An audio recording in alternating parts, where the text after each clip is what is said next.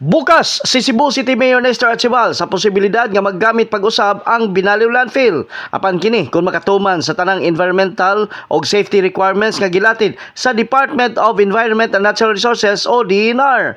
Nasayran nga ang syudad sa Sugbo nangayo og lugway sa lungsod sa Konsolasyon nga makalabay og basura kutob sa Marso 31.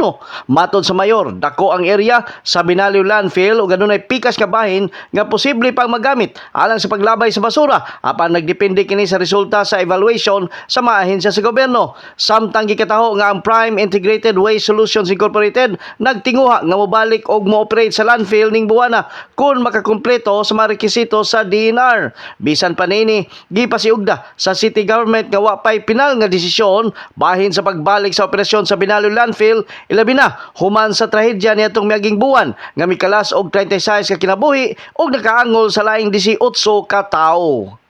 In the heart of changing lives, kini si Brigada Joel Gonzalez Asido sa 90.7 Brigada News FM Cebu, the Music and News Authority.